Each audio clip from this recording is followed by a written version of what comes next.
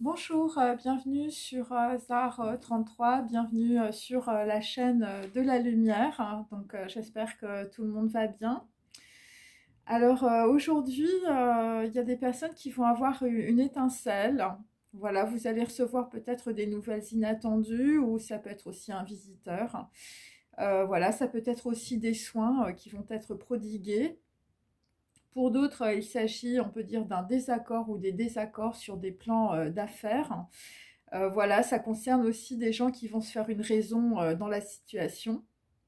Et donc, pour d'autres, eh bien, vous êtes peut-être habitué à être le favori d'une coterie ou, je veux dire, d'un groupe. Voilà, ou peut-être tout simplement, vous avez l'habitude de réussir dans votre vie, d'être le favori de la fortune. Et là, il se peut que vos motivations soient, on peut dire, mal interprétées ou mal comprises, on peut dire, par des personnes de votre entourage. Il peut s'agir aussi évidemment de gossip, de méchanceté, hein, par rapport à des personnes qui autour de vous ne vont plus contrôler leurs paroles ni leurs yeux. Voilà. Ce sont des gens qui se sont, on peut dire, écartés, on peut dire, de la lumière, du divin. Ce sont des personnes qui ne sont pas, on peut dire, reliées au monde. Voilà, au monde des anges, hein, c'est moins qu'on puisse dire, c'est plutôt des damnés. Bon, ça, évidemment, je l'avais dans mon tirage d'hier pour les gens qui arrivent sur ma chaîne. Et donc, pour d'autres, eh bien, vous allez, on peut dire, traverser un passage. Et donc, il peut s'agir d'engagement par rapport à de plus hautes sphères du pouvoir. Évidemment, il s'agit de pouvoir spirituel. Et il s'agit aussi de maîtres ascensionnés, de gourous. Et, euh, et donc, ce que vous allez comprendre, en tout cas à travers, on va dire, le message que je vais vous délivrer, même si l'enseignement, on peut dire, est simple, l'application est en réalité très complexe. Et donc, quand vous réussissez, c'est pour ça aussi que je dis toujours qu'il faut être un peu... il faut rester dans l'humilité, si vous voulez, parce que sinon, en fait, vous vous faites cramer, je veux dire, par la notoriété, par une image, voilà, par des projections. Des gens, on peut dire, interprètent mal ce que vous dites. Et donc, finalement, je veux dire, la personne sincère, en tout cas dans sa vérité, eh bien, c'est quelqu'un qui n'est pas, on peut dire, dans le dévoilement, voilà, qui n'est pas visiblement, voilà, qui est plutôt dans l'humilité, qui n'est pas là pour s'étaler. Là, je le dis vraiment honnêtement parce que j'ai évidemment moi-même écouté énormément de personnes qui voulaient faire le bonheur des autres sur YouTube. Et enfin bon, il y a des choses, je veux dire, c'est assez curieux, hein, c'est moins qu'on puisse dire. Donc voilà. Et en fait, bon, c'est pas YouTube, hein, c'est simplement, c'est les personnes. Je veux dire, moi j'ai vu ça chez les philosophes, chez les écrivains. Je veux dire, voilà, quand on a un petit précaré, en réalité, ben on veut pas se laisser déborder, donc on donne, on peut dire, de petites informations goutte à goutte, hein. Et parce que bah, c'est des gens, je veux dire, c'est pas des maîtres, hein, parce que les maîtres, ce qu'ils veulent, c'est que leurs élèves les dépassent en réalité, hein. C'est ça l'idée, hein, c'est de pouvoir transmettre, on peut dire, une information pour que les gens, on va dire, puissent vous dépasser après. Enfin, voilà, c'est un petit peu un 400 mètres où tout le monde se file le relais, et puis, enfin, je veux dire, c'est l'équipe qui gagne à la fin. Enfin, c'est un petit peu ça. Et donc, en tout cas, aujourd'hui, quelqu'un, on va dire, reçoit la rétribution de ses actes. Donc, tu reçois la rétribution, on peut dire, de tes actes. Et donc, évidemment, voilà, tu vas récolter ce que tu as semé. Si tu as semé, on peut dire, des actes justes, eh bien, tu vas récolter aujourd'hui. En tout cas, moi, c'est ce qui m'est tombé. Tu vas récolter, eh bien, voilà, de tes actions, on peut dire, positives, ou de tes actions négatives, hein. C'est pour ça qu'hier, dans mon tirage, j'avais aussi toujours la tour foudroyée qui va arriver, hein. Voilà, il y a des personnes, visiblement, elles vont se retrouver dans une impasse aussi. Et donc, il y a une chose qui est très intéressante, parce que quand tu reçois la rétribution de tes actes, eh bien, tu ne peux ni remercier, ni louer Dieu. Et donc, je veux dire, ce qui m'a traversé sur le coup, je veux dire, mais pourquoi? Parce que, bon, je veux dire, voilà, tu arrives à, on peut dire, un résultat par rapport à tes actions. Et donc, pourquoi tu pourrais pas, on peut dire, remercier Dieu, remercier ce qui t'arrive et tout ça.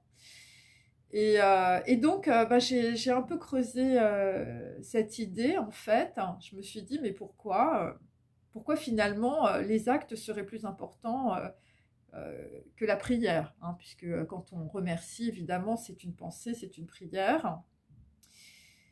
Et donc, la rétribution, c'est quand tu es jugé sur tes actes passés. Et donc, évidemment, ces actes passés appartiennent au monde de l'action. Et donc, tes actions, en réalité, définissent ce que tu es.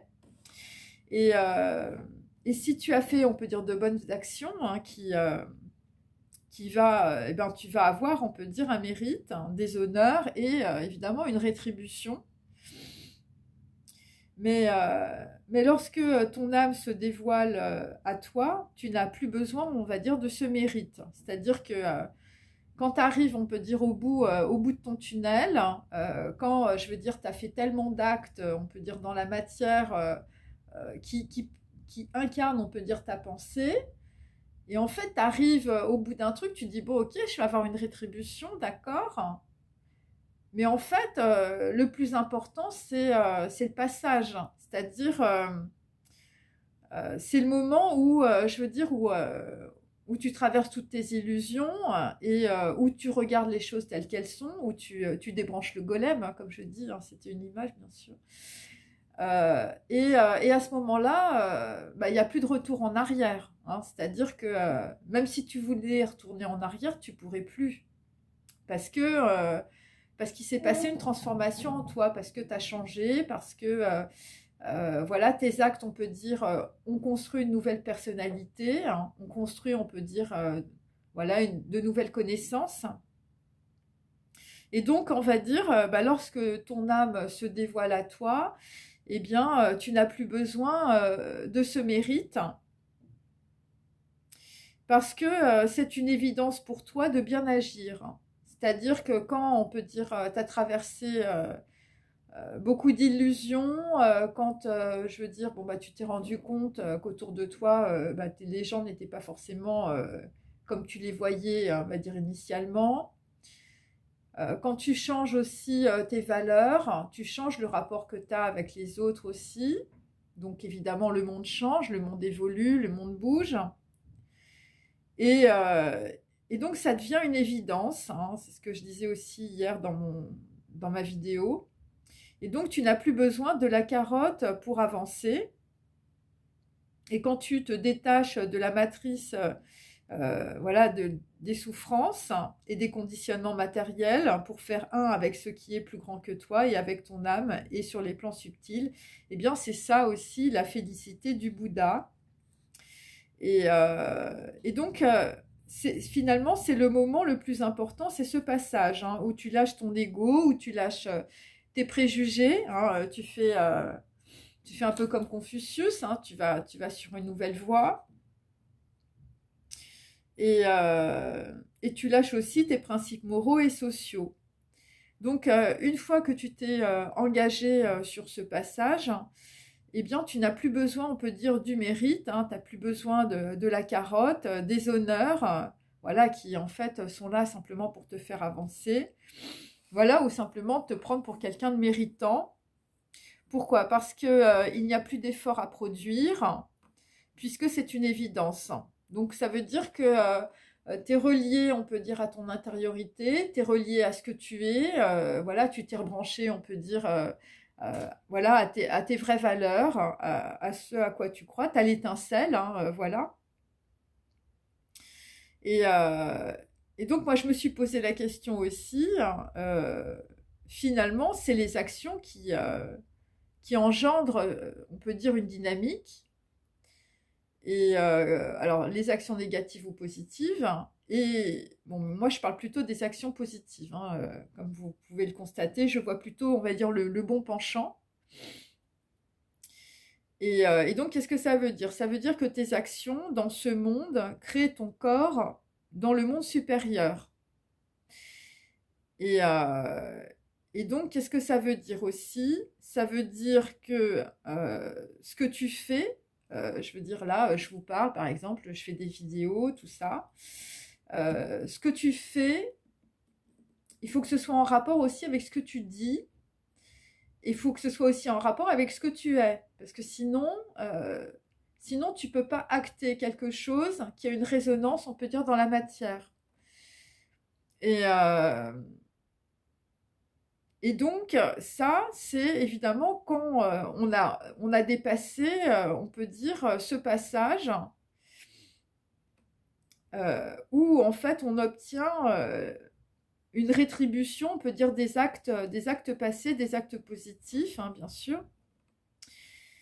Et ça veut dire aussi, quand on arrive à ce moment-là, hein, quand on a débranché le golem, hein, eh bien, on n'est plus dans le libre arbitre, en réalité. Alors, parce qu'on ne peut pas retourner en arrière, tout simplement. Le libre arbitre, bon, ben voilà, c'est d'avoir la liberté de choisir, hein.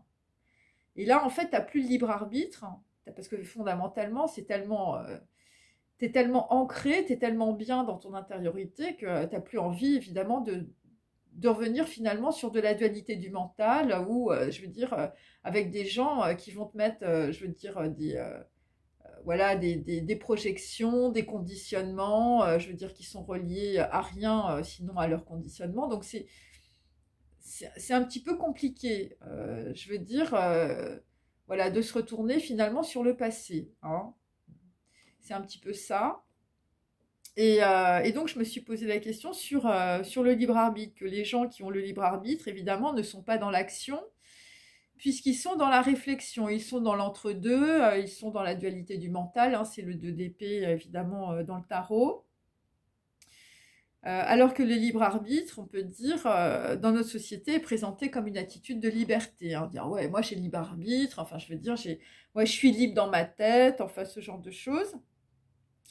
Donc voilà, une attitude de liberté, on peut dire, de personnes qui semblent s'être libérées, hein.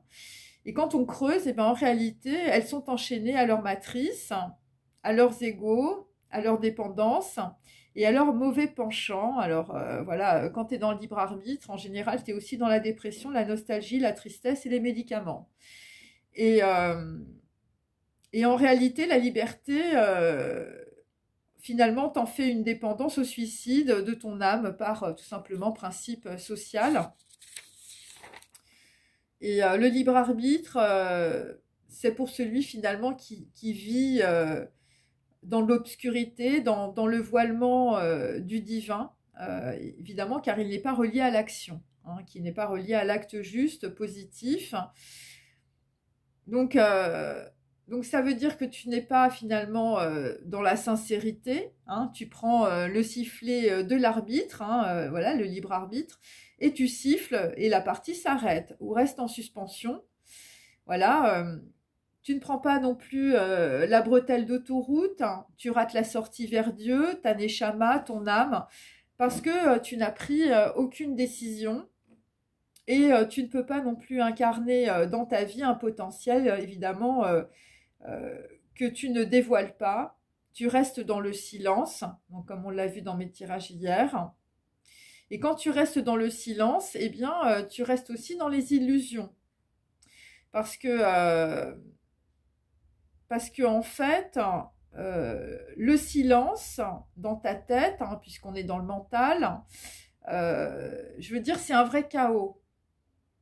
Et plus on reste dans le silence, plus on peut dire on comprend plus rien à la situation. c'est-à-dire qu'est-ce qui fait, on peut dire, l'analyse d'une situation. C'est tout simplement l'agencement, on peut dire, de mots sur, on peut dire, des impressions. C'est quand tu parles, on peut dire, d'une situation que finalement, par ta parole, cette situation, on va dire, devient cohérente ou on peut dire, tu as des clés de compréhension, on peut dire, à travers voilà, des choses qui sont émises. Alors, étant donné que toi, tu es dans le silence, eh bien, tes clés, finalement, ça va être de trouver d'autres personnes qui vont te parler et qui vont te dire, ah bah voilà, finalement, la situation que tu vis, c'est ça. Bon, le problème, quand on est comme ça, hein, c'est-à-dire que quand on est dans le silence, on n'a pas de structure mentale, hein, je veux dire, on est un invertébré. Et donc, c'est la dernière personne, je veux dire, qui a parlé, qui a raison. Et c'est pour ça qu'il y a beaucoup de gens, on peut dire, qui se font complètement manipuler par, je veux dire, des psychothérapeutes, des pseudo-gourous, des psychiatres, des psychologues, voilà, des gens qui vous mettent des verrous dans la tête et qui vous disent que ben, ce qu'elles vous disent, c'est la vérité. Alors, pour certains, vous allez voir des tireuses de cartes, pareil, qui sont de grandes manipulatrices devant l'Éternel. Voilà, entre Jésus, Marie. Mais en réalité, finalement, il n'y a que vous qui sachiez, voilà, voilà, qui sachiez, on peut dire, donner, on peut dire corps à une situation qui est une situation chaotique dans votre tête. Et c'est pour ça qu'il faut évidemment se muscler le cerveau, je veux dire, pas passer sa vie devant la télé, devant Netflix ou voilà, ou devant sa PlayStation, parce que là vous serez des manipulés à vie. Hein. C'est ça qu'il faut capter. Et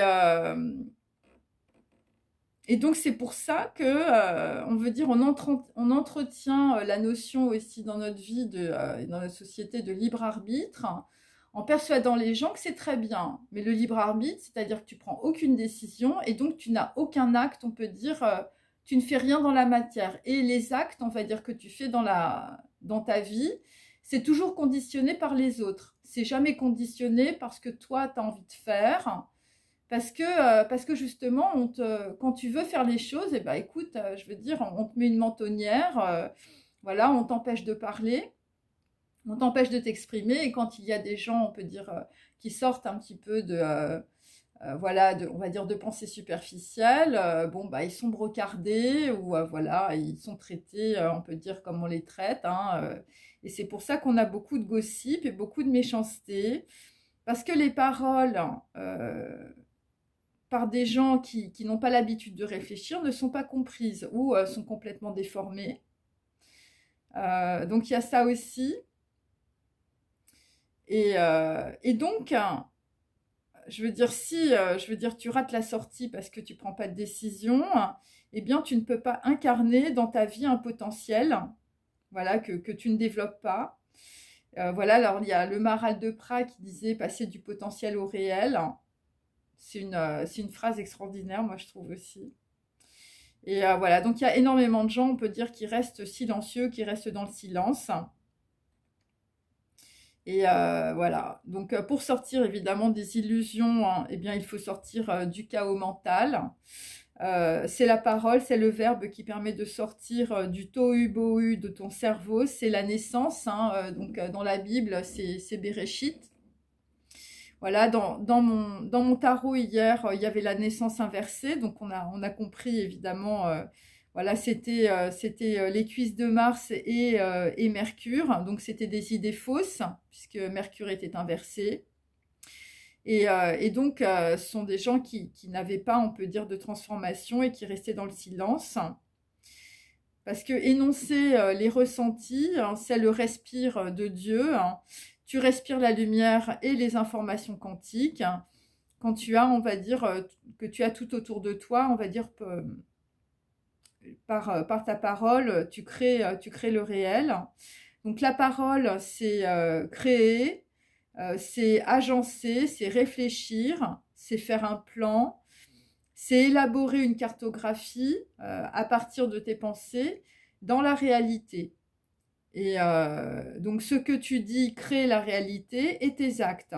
Donc en fonction évidemment de tes actes, tu as quantiquement, on peut dire, une rétribution. Une rétribution et tes actes sont plus importants, on peut dire, que louer Dieu, voilà, que la prière.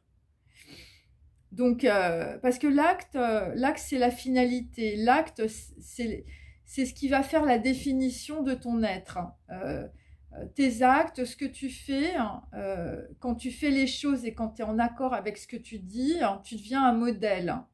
Un modèle pour toi-même, comme on peut dire les maîtres sont des modèles pour les autres. Et donc, c'est une transmission. Je vous dis, c'est comme une course, on peut dire, où en fait, on se transmet des informations. Et il faut que la personne à qui tu transmettes l'information, elle aille plus loin que toi. Elle fasse un petit bout de chemin, puis un petit bout de chemin, jusqu'à la fin de la course. Ben, en fait, là, c'est pareil. Et donc évidemment, dans cette perspective, si je puis dire, évidemment, il faut analyser aussi les personnes que tu as autour de toi, parce que tu ne peux pas donner, on peut dire, un relais à n'importe qui. Hein. Je veux dire, si t'es, je veux dire, un cheval de course, hein, si tu as un yearling, tu as moins de 2 ans, je veux dire, voilà, tu es un indigo, je veux dire, tu as un cerveau, tu es une Ferrari dans la tête. C'est clair que, je veux dire, ta transmission d'informations et de connaissances, tu vas pas la donner, par exemple, à un disciple, je veux dire, qui a un gros patapouf, qui mange des burgers. Enfin, je veux dire, le mec, il va faire 10 mètres, il va s'écrouler. Hein. Donc, il y a ça aussi, parce qu'on n'a pas beaucoup de temps, en fait, hein, dans la vie. Hein. On n'a pas beaucoup de temps pour faire les choses. Moi, je m'en rends compte tous les jours. Hein, c'est-à-dire que même quand je me lève tôt, je veux dire, je me couche hyper tard. C'est pour ça que des fois le matin, je vois rien. Mais parce que une journée, ça va très très vite. Hein. Donc voilà, donc c'est comme une course où on est en train de passer des relais. Et bon, voilà, bon. Donc vous avez compris que les actes, évidemment positifs, hein, voilà, je parle pour les abonnés de ma chaîne. Et donc, c'est l'acte, on va dire, qui est plus important, on peut dire, que le fait de louer Dieu ou de le remercier. Ton acte crée la réalité dans ton monde, dans ton corps. Et comme tu es émette, hein, vous l'avez vu, émette chez les Juifs, ça veut dire la vérité.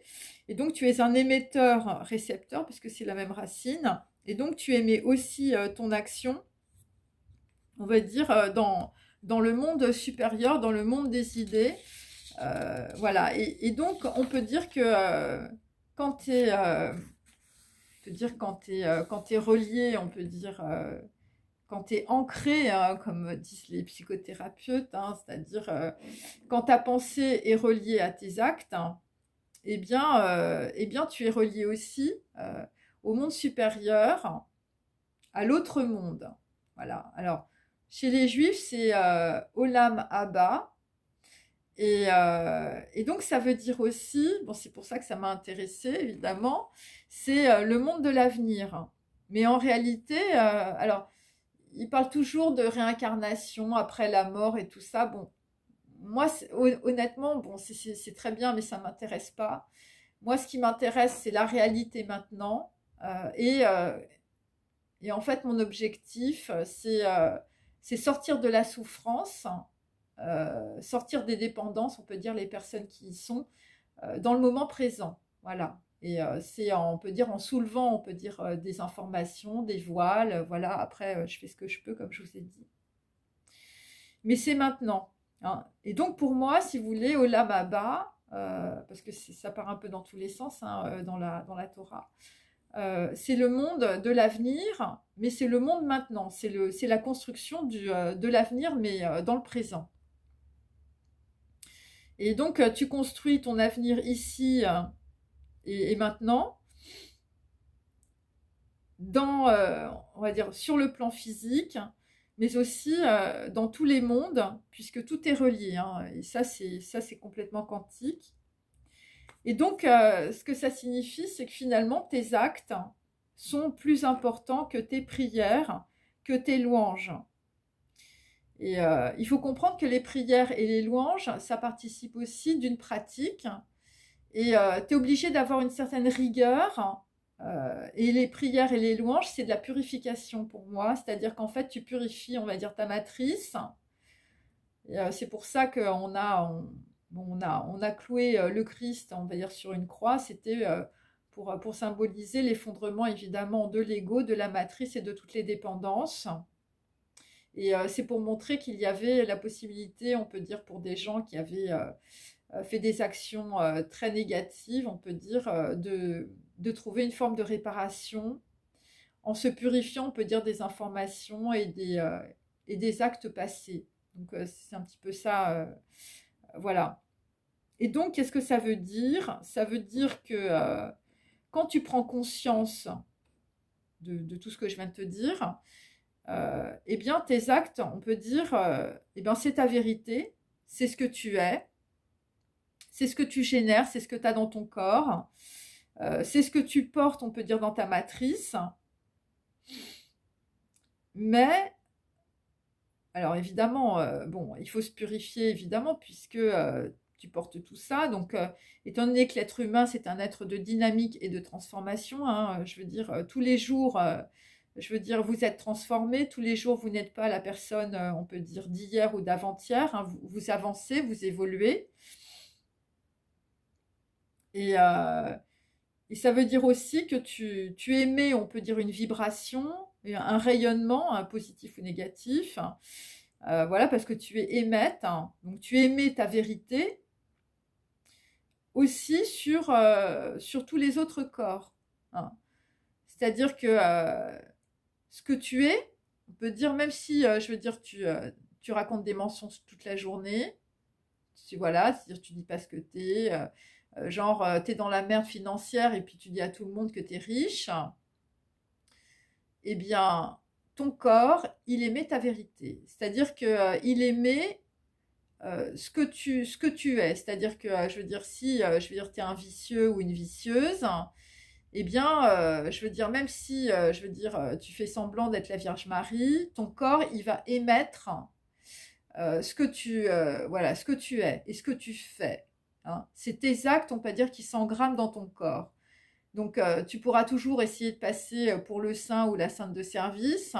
Je veux dire, ce que tu émets dans ton corps, eh bien, c'est du vice, c'est de la haine. Voilà, voilà. Moi, j'ai des gens, visiblement, qui ne contrôlent pas leurs paroles. Donc, évidemment, tu émets des choses, on peut dire, qui peuvent être très négatives.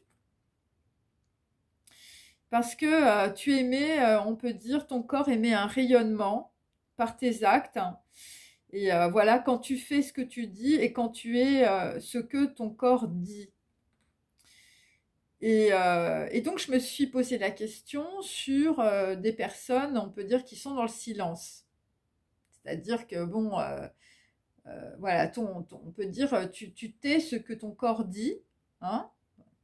C'est-à-dire que tu crois que parce que quand on va dire, tu vas fermer ta bouche, eh bien, ton corps, il émet quand même des choses. Donc, il peut émettre éventuellement une certaine souffrance. Il peut émettre, on peut dire, des choses que tu veux cacher aussi. Donc, tout ça est dans ton corps. Et tout ça fait partie, on peut dire, des actes passés. Et ce que ça veut dire aussi, c'est quand tu te tais, ton corps dit que tu te tais. Hein, donc voilà, on a compris que voilà, tu étais dans une forme d'angoisse. Donc ça, c'est très perceptible.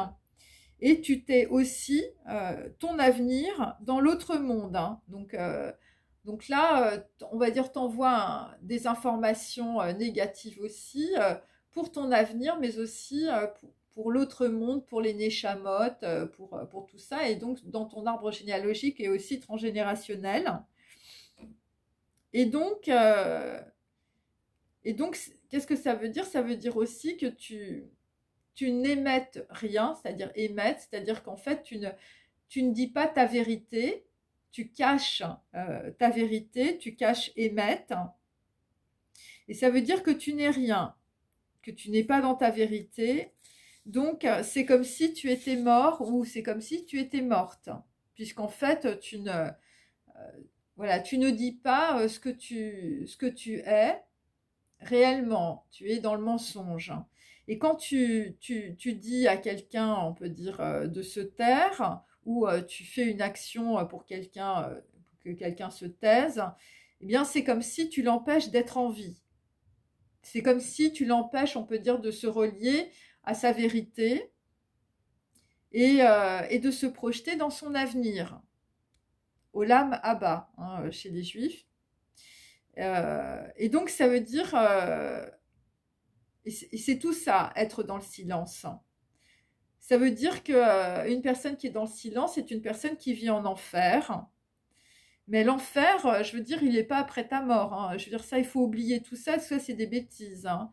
L'enfer, il est dans ta vie, hein, quand tu restes dans le silence, quand tu as peur et quand tu fais des actes répréhensibles sur les autres, quand tu tournes dans les cercles des enfers de Dante Alighieri, parce que je l'ai eu dans mon tirage hier.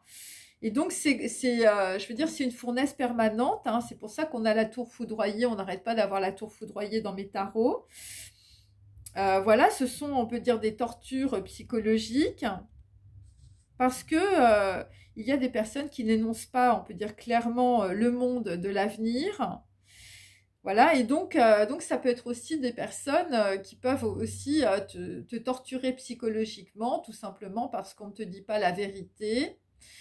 Mais il faut comprendre que si tu as des personnes qui ne te disent pas la vérité autour de toi, ça veut dire aussi que tu es coupé de ton émet, hein. Tu es coupé de ta vérité et tu es coupé de ton âme. Et donc, il faut comprendre évidemment dans ce développement, euh, d'abord que c'est une torture de ne pas énoncer clairement, donc voilà, le monde de l'avenir.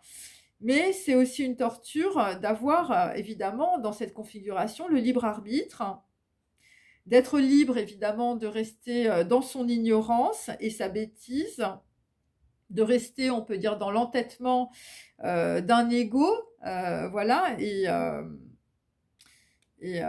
donc ce qui est assez intéressant, en tout cas moi c'est ce que j'ai constaté, c'est que c'est ce à quoi les gens passent leur temps à se convaincre, on peut dire, voilà, qu'ils ont raison, voilà, ils ont raison, ils ont le libre arbitre. Mais là, il faut que tu te poses la question, où est la véritable construction de ton temple intérieur? Quand tu es, on peut dire, dans l'enfer, dans la géhenne, quand tu passes ta vie, on peut dire, à faire des actes répréhensibles, et les actes aussi que tu n'as pas faits, hein, parce qu'on avait vu qu'il y avait beaucoup de gens qui étaient, on peut dire, dans la nostalgie, dans les regrets. Donc voilà, donc en fait, on est avec des personnes qui repensent, voilà, tu repenses à la fille ou au mec avec des regrets, avec de la nostalgie. J'aurais dû faire ça, j'aurais dû l'appeler, j'aurais dû me déplacer. À l'époque, bah, j'étais un jeune con, je ne me suis pas rendu compte.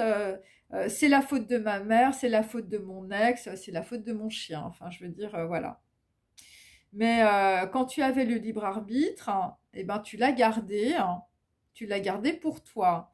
Hein, entre, on peut dire, ta mère et ton ex, eh bien, tu as choisi ton libre arbitre et en plus, tu te dis, bah, j'avais raison. Hein, voilà, tu avais raison et maintenant, tu es dans la tristesse avec ton whisky, ta drogue et tes médicaments. Bon, ouais, elle est belle, la mariée du libre arbitre, hein, parce que c'est ça qu'il faut comprendre. Parce que dans mon tirage de tarot, il y a des gens normalement qui devaient, on peut dire, honorer une promesse d'engagement, une promesse d'union, une promesse de pacte, de mariage. Et, euh, et donc, euh, et donc on a des personnes qui restent dans le silence parce qu'ils veulent garder, on va dire pour eux, le libre arbitre. Et ce sont des gens, on peut dire, qui ne s'engagent pas. euh, qui ne s'engagent pas parce que ce sont des personnes qui ne sont pas capables de passer du potentiel au réel. pour différentes raisons, hein. Voilà, après ça remonte, on peut dire, à l'enfance aussi. C'est des gens qui sont coupés de leur vérité, ils sont coupés du émet. Et, sont des gens qui vivent en enfer parce qu'ils ont peur de passer, on peut dire, de leurs pensées à leurs actes. Et alors, bon, moi, ce que j'ai capté aussi, c'est que actuellement, bon, il y a quand même des gens qui vivent dans l'enfer, hein, l'enfer de Dante, Alighieri, où leur âme, on peut dire, est en train de se purifier par, on peut dire, des remises en question, on peut dire, obligatoires, sur des actes manqués, sur des actes passés, sur, on peut dire, de la tristesse, sur des promesses manquées, voilà. Et, donc, ce qu'on comprend, c'est qu'il y a, on peut dire, de terribles tortures psychologiques dues à une méconnaissance, on peut dire, de l'intellect, hein. Voilà, ce sont des personnes, je veux dire, qui interprètent mal, on peut dire, la réalité, ou je veux dire, qui s'auto, on va dire, qui s'auto-sabotent dans leurs actions. Et, donc, il faut comprendre, on peut dire que tous ces actes manqués, toutes ces promesses manquées, tous ces actes passés, toutes ces tortures psychologiques, on peut dire qu'ils ont enduré, on peut dire, par leurs soins. Voilà, c'est-à-dire qu'en fait, si vous êtes dans votre enfer, je veux dire, et dans votre mental, il faut comprendre que tout ça vient de vous, hein, que tu es le seul responsable de ce qui t'arrive. C'est toi qui projettes tout ce que tu es dans la réalité. Il faut comprendre que ça, c'est une loi quantique. Et l'univers, l'univers sur tes actes t'a répondu. Parce que ce sont tes actes qui te définissent aujourd'hui. Et donc, tu ne peux, ce qui est assez intéressant, c'est quand ça tombe, en tout cas, évidemment, c'est une prise de conscience, hein, dont je parle, eh bien, tu ne peux ni remercier, ni te mettre en colère, ni louer Dieu, car tes actes sont plus importants que tes louanges ou que tes paroles. Et, donc, tu dois faire ce que tu dis et tu dois avoir des paroles justes et tes actes doivent, on peut dire, suivre les lois d'équilibre pour être justes. Donc, c'est pour ça que j'avais beaucoup la carte du tarot de la justice. Et donc, c'est un moment de vérité, hein, c'est le moment de vérité dans ta vie, hein, visiblement, c'est quand tu reçois, on peut dire, une rétribution positive ou négative de tes actes. Et donc, c'est le monde de l'esprit, le émet, qui émet, on peut dire, un monde de vérité. Et donc, tu dois être ce que tu penses, tu dois faire ce que tu es au plus profond de toi. Et c'est pour cela que l'on a besoin, on peut dire, des maîtres. Donc, il y a des gourous, des tzadiks, des raves. Voilà, ce sont des maîtres ascensionnés. Et là aussi, parce qu'il y a des gens qui se mélangent un petit peu. Donc, qu'est-ce que ça veut dire? On peut dire les maîtres, hein. Voilà, je ne parle pas évidemment des pseudo-gourous de YouTube. Alors déjà, c'est des gens qui ont une élévation, hein, d'accord? Mais pas seulement, ce sont des gens qui sont reliés, on peut dire, au monde de l'avenir, donc Olam Abba. Parce qu'ils sont à la fois, on peut dire, dans le monde physique et dans le monde spirituel. Donc, pourquoi c'est important, on peut dire, d'avoir un maître ou, on va dire, de se rencarder, hein, je veux dire, eh bien, c'est parce que, d'abord, c'est des gens qui peuvent t'arracher, on peut dire, à ta matrice. C'est-à-dire, c'est des gens qui peuvent déjà te remettre en cause, hein. Voilà, alors, je vous dis, c'est des trucs, ça descend comme ça. C'est genre, tu entends une phrase de quelqu'un ou tu entends une conversation ou une conférence. Et puis là, enfin, je veux dire, tu te dis, je ne peux pas continuer à vivre comme ça. Là, c'est ma voie, il faut que je fasse autrement, hein. Donc, c'est vraiment ça. Et les maîtres, on va dire, ils servent à ça, hein. C'est des gens qui te transmettent une certaine forme de connaissance qui va te permettre de sortir de ta souffrance. Parce qu'en fait, à la base, hein, depuis 2000 ans, 3000 ans, 4000 ans, enfin, je veux dire, depuis que le monde est monde, depuis les Araméens ou les Carians, hein, bien avant, voilà, ou les Grecs, eh bien, on a écrit des choses et on a transmis des connaissances simplement pour que les gens puissent sortir de leurs illusions et aussi pour être moins cons, hein, voilà, parce que il faut comprendre que, bon, je le dis tout le temps, mais on n'est pas un paquet de viande. Et tout ce que tu as dans ta matrice, on peut dire, c'est les 64 générations précédentes, hein, donc les personnes de ton arbre généalogique et transgénérationnel qui t'ont précédé.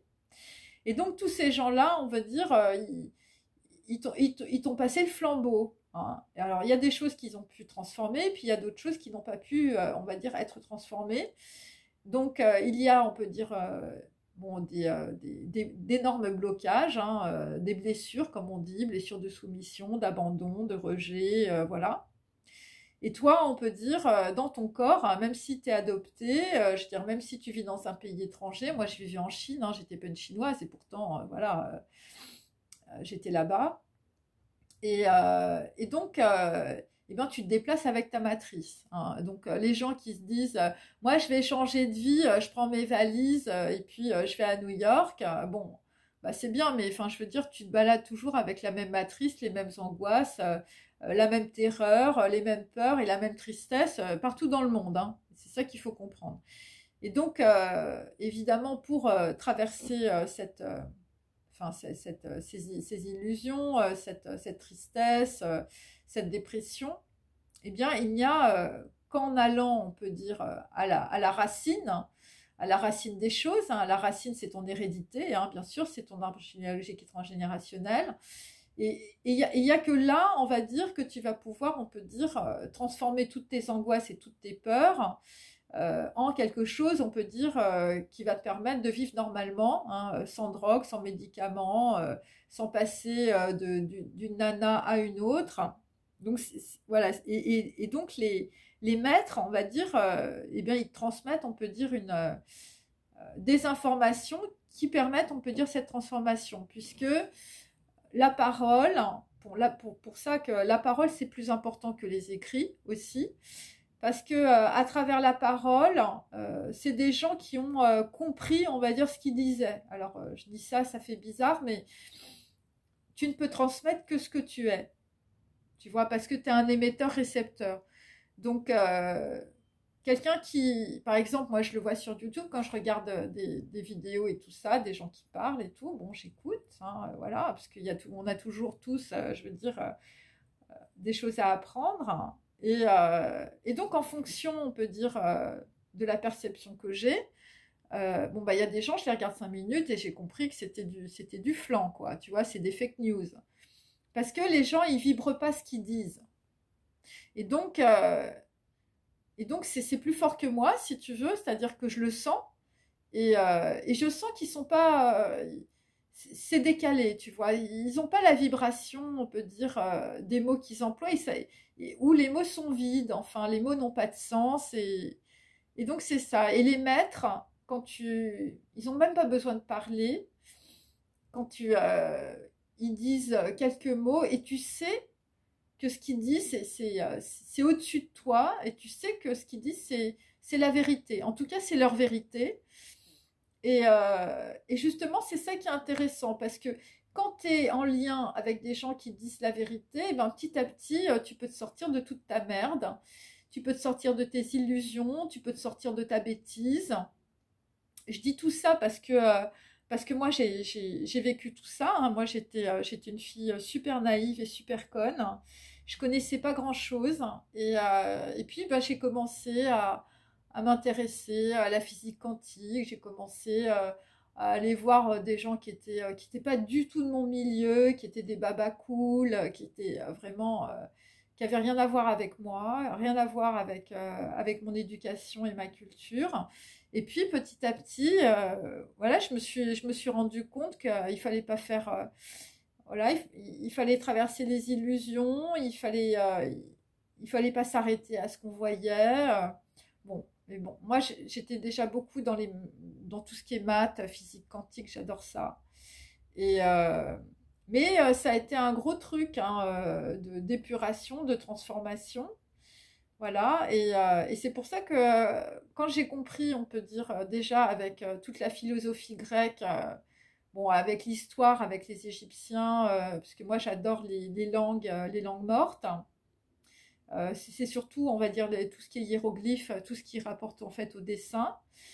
Et petit à petit, bah, je me suis intéressée évidemment à la philosophie, alors qui m'a fait tourner en boucle hein, pas mal de temps. Et puis après, je me suis intéressée à Bouddha. Après, je me suis intéressée au Christ parce que de Bouddha, vu que le Christ, en fait, il a passé 17 ans en Inde. Bon, bah voilà, je me suis intéressée aux prophètes. Je me suis intéressée aussi parce que j'avais beaucoup d'amis musulmans, notamment un Hadj, je veux dire, qui m'a expliqué, on va dire, tous ses points de vue. On peut dire, bon, c'était un homme sage, hein, voilà, sur le Coran, sur les hadiths. Donc voilà, comment on priait, pourquoi on priait. Après, je suis allée voir aussi des moines au Laos. Donc là aussi, c'est des gens, on va dire, qui parlaient pas anglais, mais rien que leur énergie, leur émettre, je veux dire, c'était énorme, hein, vraiment. Et même, bon, ensuite, j'ai énormément prié avec des gens qui pratiquaient, on va dire, le même sutra que moi. Bon, ça, c'est ça qui était hyper intéressant, parce que moi, je suis une Européenne, je suis une blanche, et je me suis retrouvée avec des Chinois, avec des Asiatiques, de tous bords, on peut dire, et là, je me suis rendu compte que les Asiatiques, je veux dire, ils prient pas de la même manière que nous.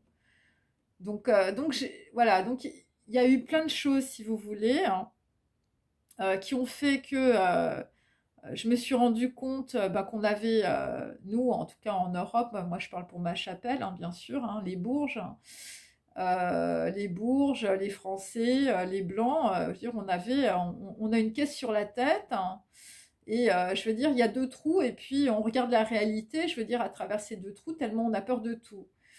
Mais les Américains, les Anglo-Saxons, enfin, je veux dire, c'est pareil. Enfin, voilà. Et bon, et bien sûr, les Asiatiques, c'est autre chose. Hein, mais c'est pareil.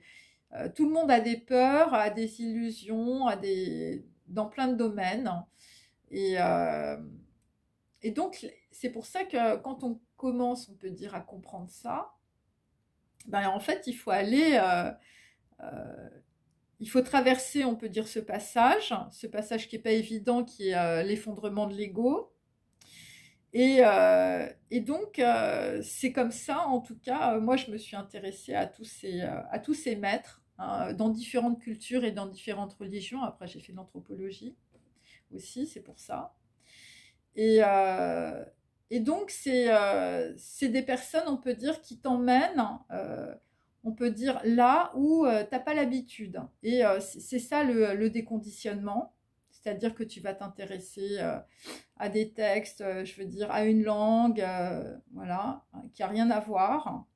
Et c'est comme ça, on peut dire que tu te déconditionnes, on peut dire, de ton éducation. Alors, ça peut être l'hébreu, ça peut être le chinois, le japonais. Bon, moi, ça a été le sutra du lotus, hein, voilà. Ça a été plutôt le bouddhisme, plutôt l'Asie, tout ça. Mais je veux dire, il y a d'autres personnes, elles font teshiva, voilà, elles vont dans des écoles et tout ça pour apprendre. Et donc, en tout cas, les maîtres, bon, bah, d'abord, comme je le dis, ça t'arrache à ta matrice. Et donc, la pratique, on peut dire, euh, voilà, on peut dire d'une culture, de texte, voilà, c'est les kalpas chez les bouddhistes. Voilà, c'est les sutras, c'est les sourates, et donc la pratique, c'est l'enveloppe, on va dire, de la vraie foi. C'est ce que dit Confucius aussi. C'est-à-dire que si tu n'as pas une pratique, si tu n'es pas rigoureux, on peut dire tous les jours dans ta pratique, hein, si tous tes gestes, on peut dire, ne sont pas conscients, hein, c'est-à-dire que t'as faim, bon bah tu fais attention à ce que tu manges, à ce que tu ingères dans ton corps, parce que ton corps, on peut dire, c'est ta matrice. Hein. Donc soit tu refais, on peut dire, comme ta mère qui mangeait des burgers, soit on peut dire, bah tu te fais des petits pois, hein, voilà, ou tu te fais du riz, ou tu fais attention à ce que tu manges vegan. Voilà, tu essayes de pas trop déborder. Voilà, si dans ta famille c'est tous des poivreaux, ou je veux dire qui ont des problèmes avec, t'évites de boire du vin, par exemple, hein, voilà. Tu bois de l'eau, tu ne bois plus d'alcool. Bon, alors après, si tu es musulman, tu bois pas d'alcool. Moi, je connais plein de gens qui boivent pas d'alcool. Voilà, et c'est très bien de ne pas boire d'alcool parce que l'alcool, c'est un poison pour le cerveau. Donc voilà, il ne faut pas boire d'alcool, par exemple.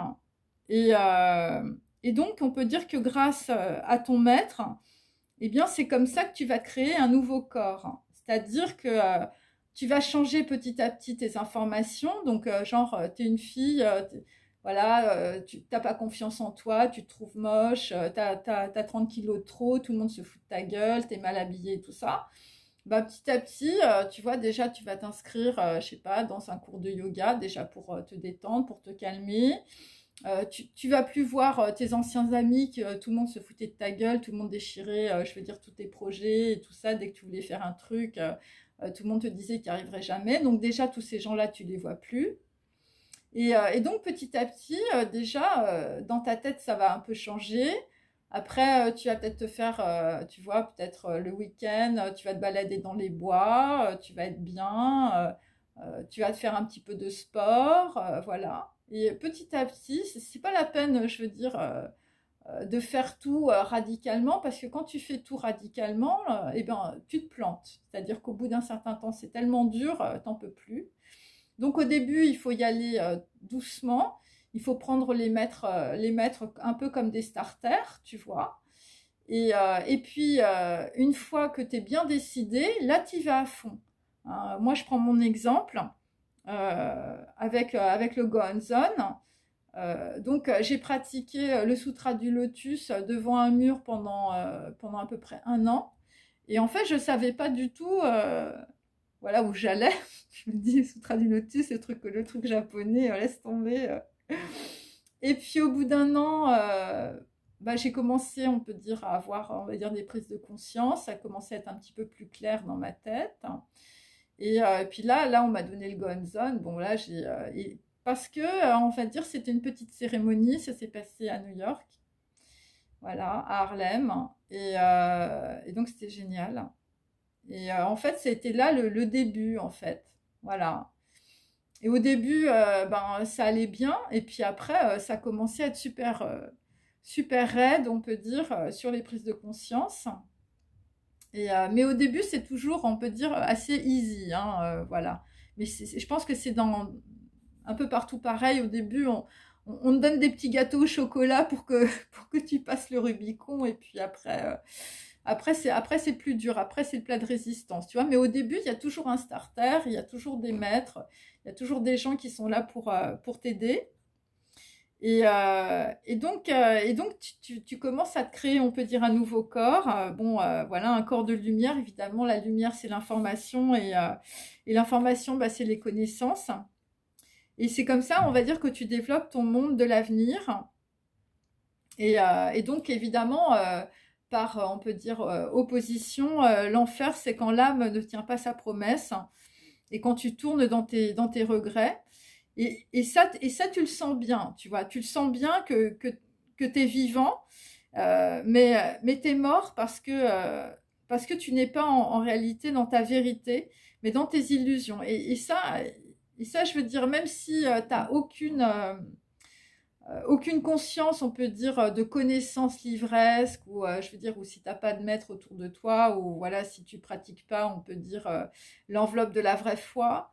Je veux dire, ça, tu le sens bien que tu es en train de crever. Tu le sens bien que tu n'es pas dans ta vérité, que tu n'es pas sur ton chemin. Voilà, et tu sens bien quand ton âme ne tient pas la promesse ou les promesses parce que tu es incapable en réalité de t'incarner et de faire, on peut dire, une action, on peut dire, positive. Voilà, et c'est pour ça aussi que tu peux être très jaloux ou très jalouse, on peut dire, des autres, parce que étant donné que tu te sens mal dans ta vie, eh ben, tu supportes pas en fait les gens qui se sentent bien. Et donc, tu as besoin de les embarquer, on peut dire, dans dans ta tristesse, dans ta dépression. Et c'est un peu, je veux dire, quand il y a des gens, par exemple, voilà, ils veulent se suicider et puis ils embarquent toute leur famille dans leur suicide. Vous voyez, genre des accidents de voiture, enfin bon, des choses comme ça. Parce que quand, même si tu n'as aucun sens, on peut dire, je veux dire, de la religion, de la spiritualité, ce que tu sens, c'est ce que tu vis. Et ce que tu vis, c'est du vide. Et donc, et tu te dis, mais pourquoi moi je vis ça alors que voilà, il y a des gens, il y a un mec, il fait des conférences, le mec il a l'air d'être super bien et moi je suis en train d'en chier là, ma vie c'est de la merde, c'est dégoûtant, voilà, tu prends les autres, on peut dire, pour des boucs émissaires, mais parce qu'il faut comprendre que quand on arrive à ce niveau-là, je veux dire, c'est parce qu'on a énormément travaillé. Moi, quand j'ai commencé, on peut dire vraiment à m'intéresser, par exemple, à la physique quantique, mais je veux dire, j'avais 20 ans. Je me suis intéressée à tout ce qui était cellules. Ouais, j'avais 17 ans, 16 ans. Voilà, tous les philosophes, j'avais 12 ans, 11 ans. Voilà, c'est des trucs, c'est un cheminement, c'est toute une vie. Bon, et je m'en suis rendu compte parce qu'il y a des raves, je veux dire, eux, ça fait 35 ans, 45 ans qu'ils étudient la Torah. Et quand vous lisez même une page de la Torah, ce que je vous recommande de faire, vous vous rendez compte à quel point, je veux dire, les mots, mais chaque mot a un poids, a une valeur. Je veux dire, chaque mot peut être retourné dans tous les sens. Donc, des gens qui lisent ça à longueur de journée, du matin au soir, depuis 35 ans ou 45 ans, mais vous imaginez même pas le degré de structure mentale, on peut dire, qu'il faut. Moi, déjà, je veux dire, je lis un paragraphe, j'ai mal au crâne. Donc, il faut comprendre qu'il y a ce qu'on voit, et ce qu'on voit, c'est juste des gens comme ça, un petit costume, un petit chapeau. Voilà, vous me voyez derrière cette caméra. Mais derrière, on peut dire, ce qu'on voit dans la réalité, hein, il y a des mondes, mais c'est énorme en fait. Quand vous lisez, par exemple, même des phrases de Confucius ou des phrases de Bouddha, je veux dire, c'est des gens, ils ne sont pas reposés sous un arbre. Tout ça, c'est de la bêtise. Par exemple, le Sutra du Lotus Nichiren Daishonin, avant Nichiren Daishonin, il y a des moines, ils sont fait découper la peau pour faire traverser à travers les âges le Sutra du Lotus. Voilà, quand on lit l'histoire, on peut dire de Nichiren Daishonin, enfin, je veux dire, qui a failli se faire découper en tranches sur la plage, je veux dire, qui a passé 15 ans dans sa grotte. Vous prenez Ramana Maharshi, c'est pareil. Vous prenez tous les gourous, ils ont eu des vies incroyables. Mais parce que derrière, je veux dire, c'est l'Empire State Building, mais on ne le voit pas. On voit qu'un petit homme tout maigrichon avec son pagne au fin fond de l'Inde, dans le Tamil Nadu, je veux dire, on ne sait pas ce qu'il fait. Mais le mec, je veux dire, c'est l'Arc de Triomphe. Et toi, tu t'imagines que parce que tu as de l'argent, parce que tu as une belle Ferrari, tu as un bel appartement ou tu as un château, tu crois que tu es aussi grand qu'eux, mais je veux dire, tu es une petite fourmi. Il faut être humble, vraiment, quand on écoute des maîtres ou quand on simplement lit des textes. Et, euh, et donc, on peut dire, les enseignements des maîtres permettent de t'élever au niveau de ta compréhension pour te connecter évidemment à ton âme et à ta neshama. Mais seuls les actes permettent de t'incarner dans le monde physique et dans le monde spirituel. Ça veut dire que quand tu penses que le monde physique, puisque ta pensée est hors du temps, eh bien, tu crées aussi des mondes dans le monde spirituel.